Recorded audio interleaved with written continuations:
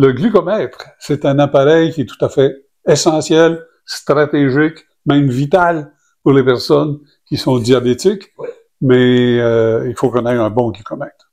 Bien sûr, et les gens qui font du diabète doivent généralement se piquer pour prendre leur taux de sucre, et c'est quelque chose qui est pas intéressant. Alors, on nous annonce sur Internet une foule de nouvelles babelles qui nous permettent soi-disant de prendre notre diabète sans piqûre.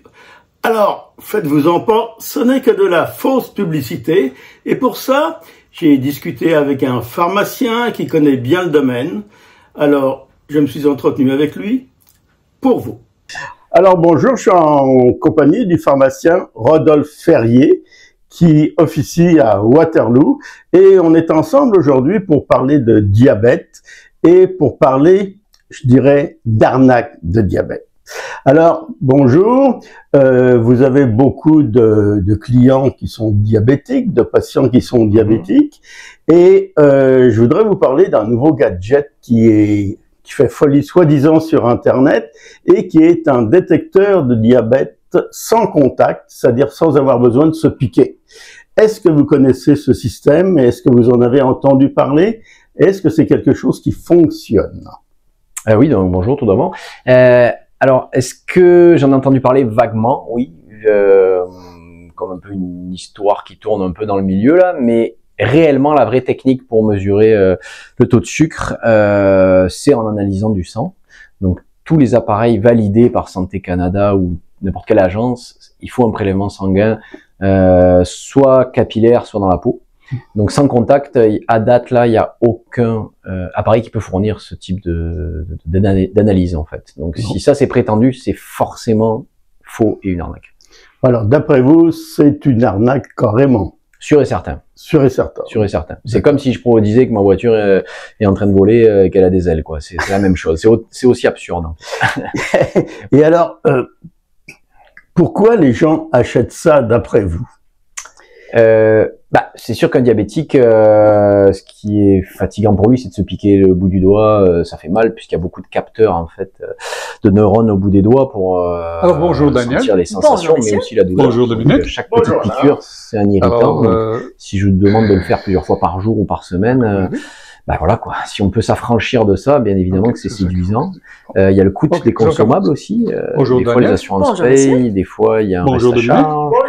Parfois, c'est pas forcément payé, donc il faut l'acheter. C'est quand même dispendieux. Donc, ces appareils-là, j'imagine que s'il n'y a pas de contact, il n'y a pas de consommable. Donc, à l'usage, ils doivent prétendre être plus économiques. Est-ce qu'à votre connaissance, il y a des avis d'organismes officiels qui parlent de ces machines-là? J'avais vu passer un avis de l'agence française ANSM, une agence quand même de premier plan international aussi, là, en termes de valeur. Et en 2025, ils ont émis un avis négatif de prévention pour ne pas utiliser ce type d'appareil en disant que ça n'avait aucune valeur, quoi. Oui, d'ailleurs, ces appareils-là se réfèrent et disent qu'ils ont l'approbation de Santé Canada, des États-Unis. Donc, tout ça, c'est faux. Ça, c'est sûr et certain qu'il n'y a aucun avis positif pour ces appareils. Et donc, comme je vous dis, là, maintenant, en 2025, il y a même des agences qui émettent des avis négatifs contre ces appareils. Alors, la meilleure façon de connaître sa glycémie, d'après vous, actuellement, pour un diabétique qui doit se piquer tous les jours?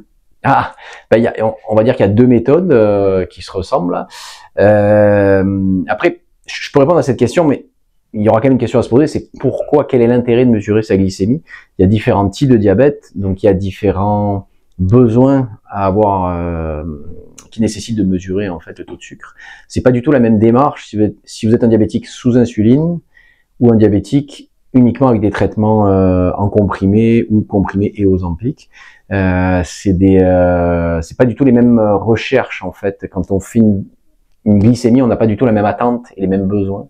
Donc il y a deux types d'appareils. Celui qui prend des traitements sans insuline, donc la bandelette, la petite goutte de sang au bout du doigt et la bandelette reste de loin le meilleur appareil. En termes rapport prix, efficacité, coût d'utilisation, ce sera cette machine-là. En général, les gens font quelques glycémies par semaine ou quand ils se sentent pas bien.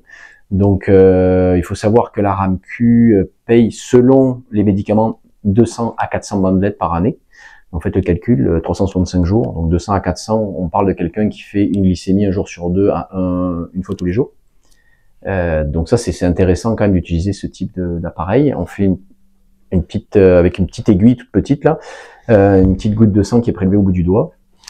On met ça sur une bandelette et en quelques secondes, on a le résultat de la glycémie, avec une fiabilité approximative quand même, avec une marge d'erreur jusqu'à 20%. Donc c'est quand même, il faut savoir quand même qu'il y a une marge d'erreur assez importante qui est tolérée pour avoir la validation. Mais c'est pas grave, parce qu'il n'y a pas de... La décision thérapeutique à 20% près reste toujours la même en fait. Si vous avez 6 millimoles ou 6,5, ça change rien en fait. On va pas changer vos traitements pour ça, et le médecin ou le pharmacien va pas prendre une décision sur une aussi petite valeur, petite variation en fait, quoi. Voilà. L'autre technologie, beaucoup plus moderne, c'est donc il y a deux marques en fait sur le marché, le Freestyle libre et le Dexcom G7.